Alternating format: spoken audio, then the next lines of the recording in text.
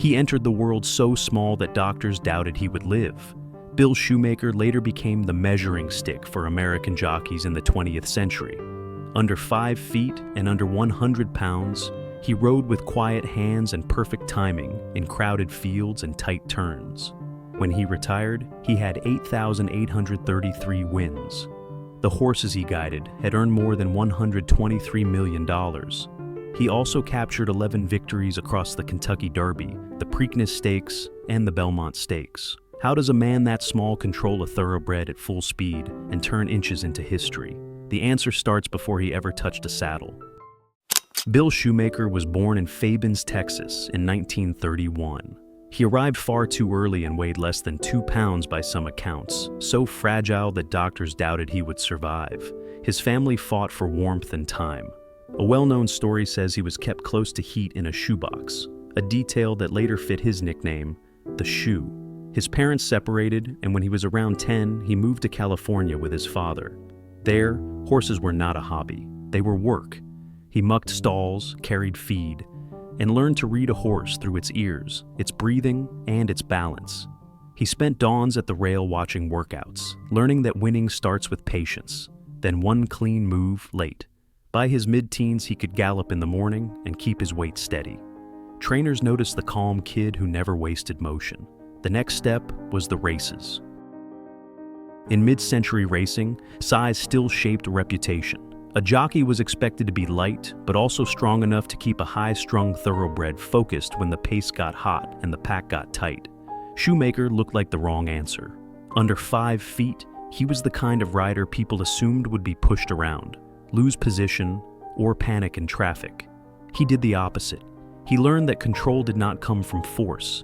It came from balance, steady hands, and the ability to time one move so cleanly that the horse never wasted a stride. He rode quiet early, saved ground whenever he could, and asked for speed only when the horse was ready to give it. Trainers started to notice something unusual. The smaller he looked, the calmer his horses ran. That calm became his advantage, and it carried him from routine mounts to chances that could change a career. He turned professional as a teenager, and the calendar matters. On March 19, 1949, Bill Shoemaker rode his first race. A month later, on April 20, 1949, he won for the first time aboard Shafter 5 at Golden Gate Fields. It was not a loud arrival. He did not sell a story. He let the work speak. Riders survived on chances, and chances went to people trainers trusted. Shoemaker earned that trust by staying composed, keeping a straight course, and never wasting a horse's energy. In the mornings, he listened, watched, and learned how each trainer wanted a mount to relax and finish. He also learned the hard routine of making weight without losing strength. Soon, barns that had ignored the small kid started asking for him because he rode like pressure was normal every day, and he kept winning quietly. By 1953, Shoemaker was not just a promising rider, he was a machine of consistency. That year, he won 485 races, a number so extreme it stood as a record for about 2 decades. Think about what that means. Week after week, track after track, different horses, different paces, different trouble, and he still found a way to put his mount in the right place at the right time. He did it with patience early and precision late, saving ground when it mattered and asking for run only when the horse had it. In a sport ruled by timing, he turned timing into an identity, and the bigger stages started to open. Then, a colt from California stepped into Shoemaker's path and changed the scale of his career. His name was Swaps, a thoroughbred built for speed, power, and long rhythm. He came from a world that felt different from the polished eastern circuits. Swaps was the pride of the West, trained hard, raced often, and treated like an outsider by people who believed the best horses had to come from the East. On paper, the resume looked bold. In his career, he made 25 starts, with 19 wins, 2 second-place finishes, and 2 third-place finishes. He earned $848,900, and in 1956, he would be named Horse of the Year. But none of that mattered yet. What mattered was the moment when West versus East became a real test, not a slogan. The Kentucky Derby was coming, and the other side had a star too, Nashua, the Eastern champion with a national reputation. For Shoemaker, this was more than one mount. It was a chance to ride a horse that could silence a continent. The next race would decide whether swaps belonged and whether the small rider could own the biggest stage. On Derby Day, the noise was bigger than the track. It was a national argument dressed as a race, West against East, swagger against tradition.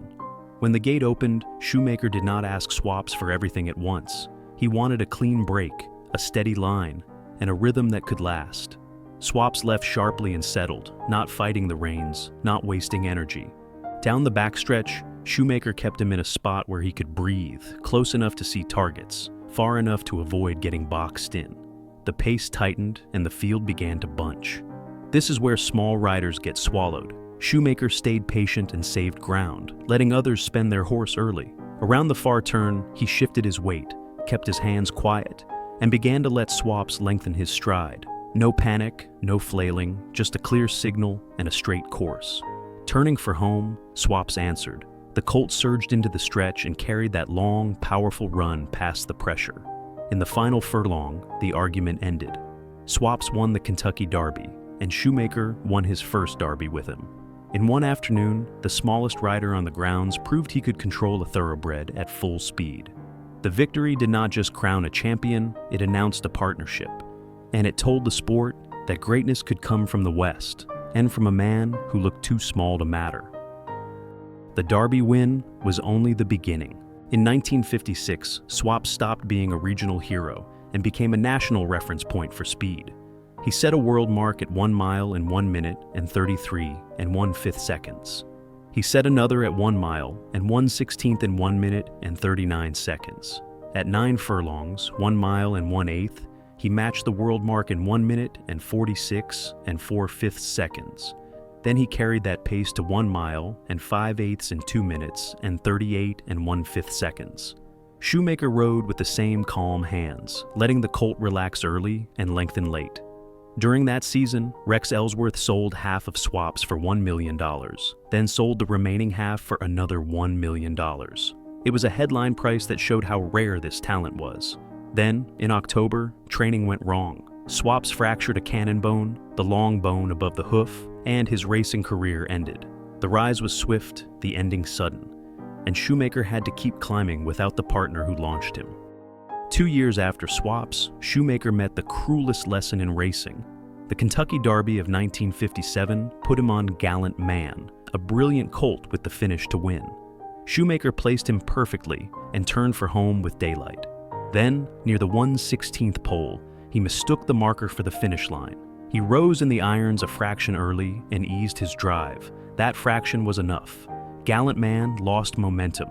An iron Liège surged past to steal the Derby by a head. In an instant, a master of timing was punished by timing. Shoemaker did not hide from it. He carried the mistake for years, then answered the only way a jockey can, by riding the next race with the same calm and by letting the record grow louder than one misread post for everyone.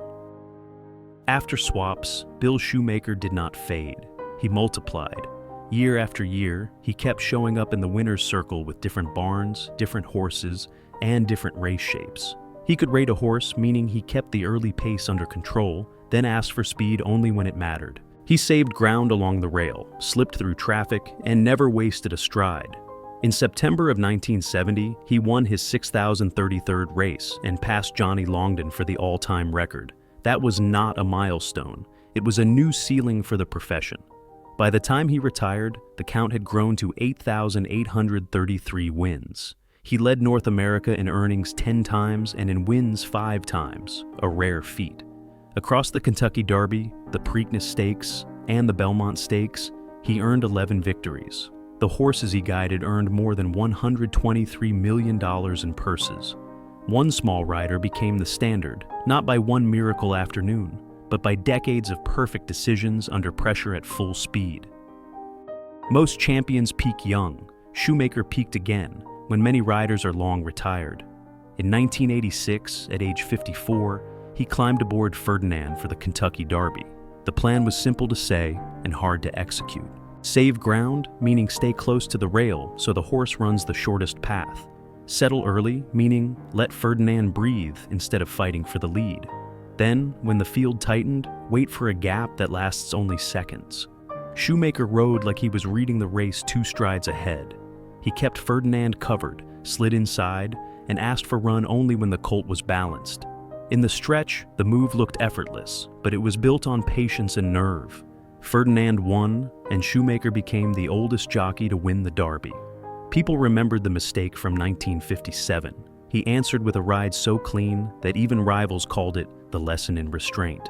The next year, the partnership delivered again at the Breeders' Cup Classic, the sport's richest end of season stage. 1 rider, 1 horse, 2 late career statements. The small man who was once doubted turned time itself into an opponent he could beat. In April of 1991, a car crash broke Shoemaker's neck and left him paralyzed. Racing took the one thing that had always saved him: movement. He refused to disappear. From a wheelchair, he kept showing up at the barn, learning how to train by voice, by routine, and by trust. He had spent a lifetime asking horses for one clean move at the right moment. Now he asked the same of himself. He died in October of 2003, but his legacy never needed a finish line. The shoe proved that greatness in horse racing is not built on size or noise. It is built on balance, patience, and courage inside a crowded field. Swaps gave him the first Derby that turned belief into fact. Decades later, Ferdinand showed the world he could still win with the lightest touch. If one story defines him, it is this: too small to live, yet big enough to define a century for everyone watching.